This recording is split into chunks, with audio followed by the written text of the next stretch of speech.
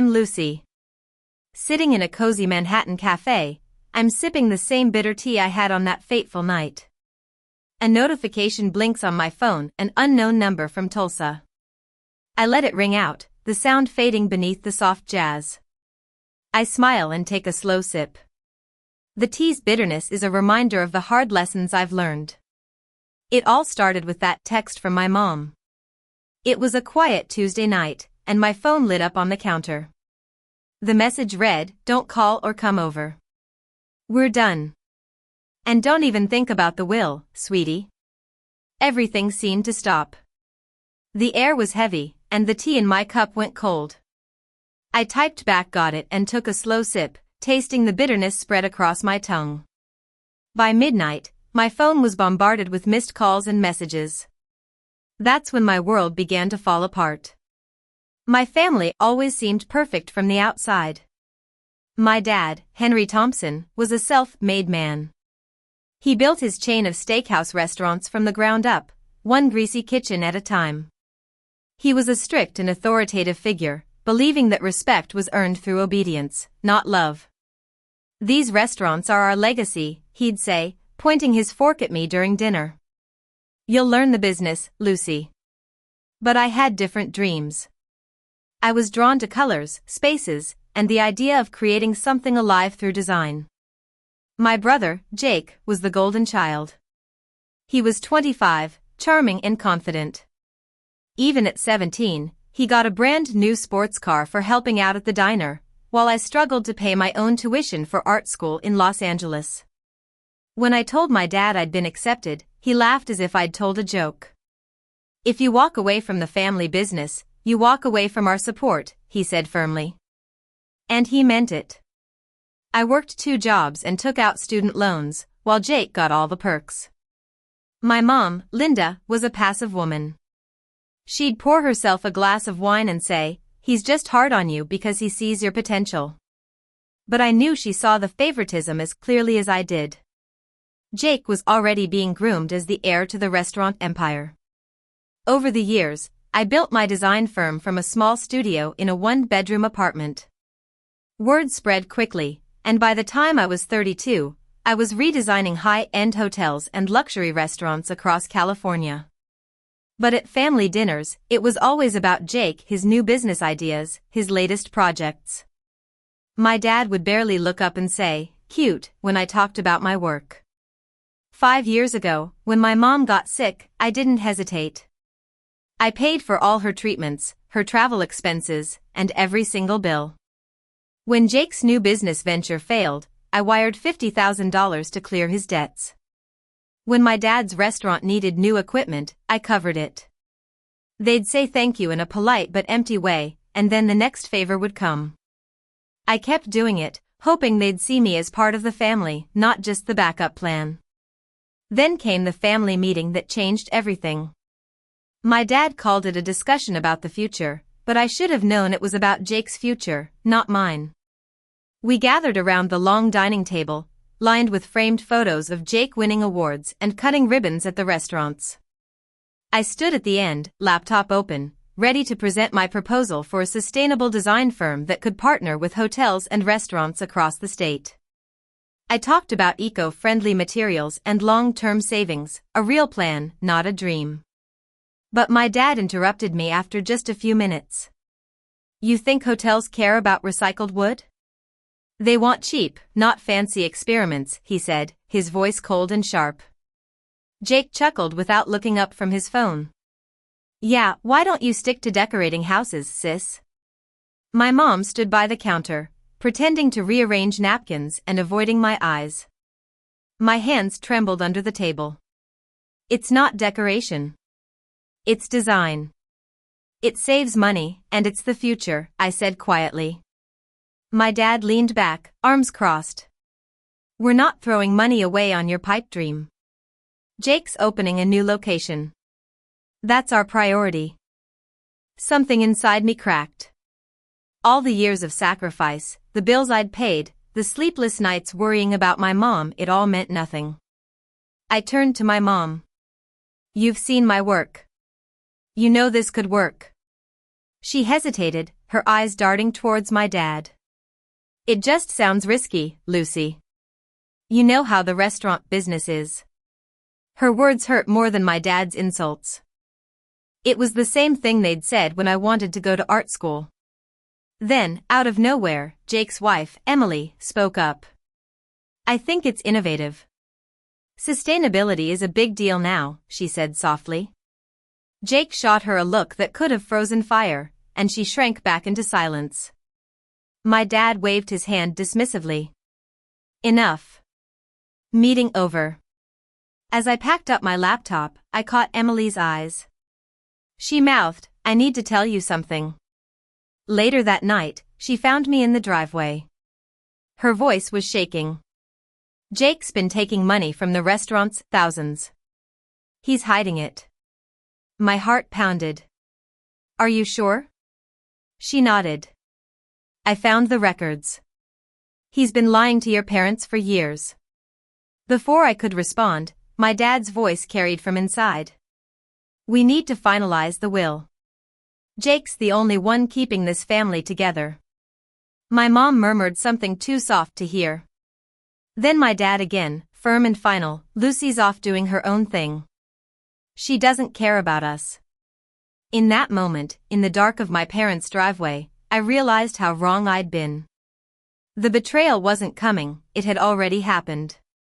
The next morning, before sunrise, my phone buzzed with a new message from my mom. I read it 3 times, the words blurring like they were underwater. For years, I'd been the one supporting them, and now, with one message, I was erased. I sat on the edge of my bed, the city still half asleep outside my window. My chest felt hollow. I typed back got it and set the phone down. I walked to the kitchen, where the tea kettle hissed softly. I poured the tea and took a slow sip. For the first time in years, the quiet didn't scare me, it felt like control. I opened my laptop and canceled all the payments, my mom's hospital bills, the restaurant supply bills, and Jake's loans. Each click was like a door closing, and I felt lighter. I wasn't angry, I just finally understood how much power I'd given them. By noon, my phone started ringing, my mom first, then my dad, then Jake. I didn't answer. By evening, there were 20 missed calls, 5 voicemails, and a string of texts accusing me of tearing the family apart. I turned the phone face down. When midnight came, the notifications started again. As I sat there, the tea cooling beside me, I realized they didn't want me, they wanted my help. The version of me that never said no was gone. By morning, the storm of calls and texts continued. I made breakfast like nothing was wrong, the smell of toast filling my apartment while the phone lit up beside the sink. I finally listened to a voicemail from my dad marked urgent. His voice was sharp and commanding. You need to fix this, Lucy. The restaurants can't survive without your help. You owe us that much. It felt like an insult. All the money I'd spent over the years was now a debt to them. Jake's voicemail called me selfish, saying I was leaving my mom in tears. My mom's voice was soft and trembling, begging me not to do this after everything we'd been through. I pressed my palms against the counter, the cool marble grounding me. I knew they weren't reaching out for forgiveness, they were reaching out for control. By noon, Emily called. Her voice was low and urgent. They know I told you about the money. Jake's furious. He's trying to spin it like you made it up. I told her not to worry. I was done explaining myself. That night, I couldn't sleep. I sat by the window, watching the unread messages pile up on my phone.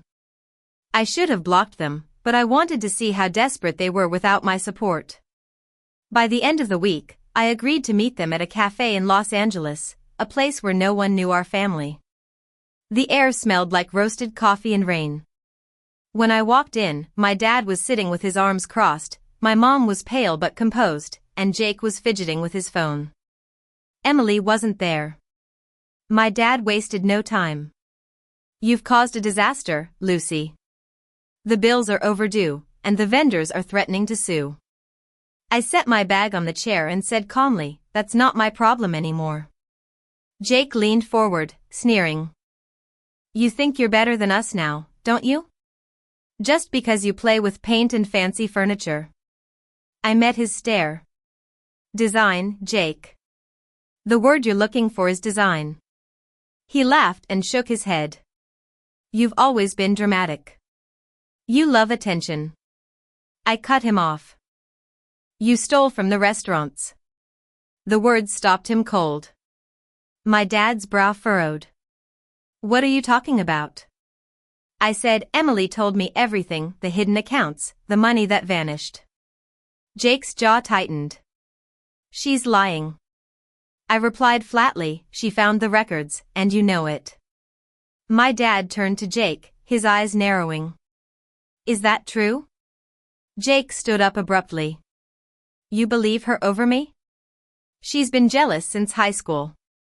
I said quietly, this isn't about jealousy.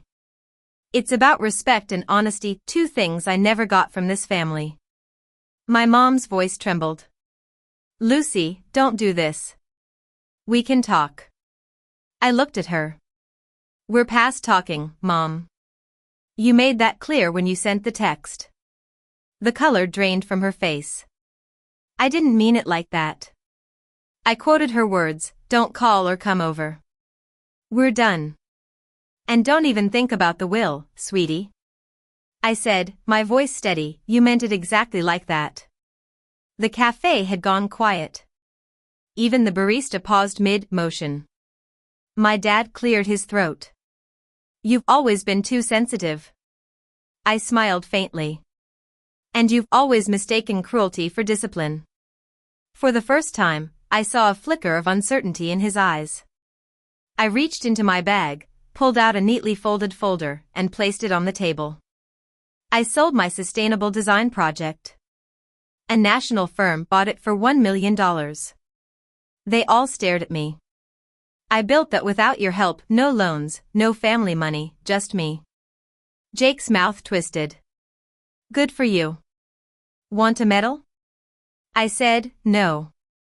I just want you to understand that I don't need this family anymore, and you don't get to call me when things fall apart. My dad's jaw clenched. You think that money makes you powerful? I leaned forward slightly. No, walking away does. The silence that followed was heavier than any scream. My mom finally spoke, tears welling in her eyes. We're still your family. I said softly, family doesn't use you like an ATM. Family doesn't write you off when you stop paying. Jake slammed his fist on the table. You're pathetic. You think you can just cut us out? I met his anger with calm. Funny. That's exactly what you did to me. He opened his mouth to speak, but I stood up. I'm not your safety net anymore. Not your backup plan, not your excuse.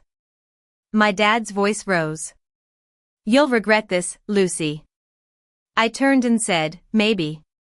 But at least I'll regret it on my own terms. As I walked towards the door, I heard my mom whisper, please, Lucy, don't do this. But I didn't look back. The door chimed softly as it closed behind me.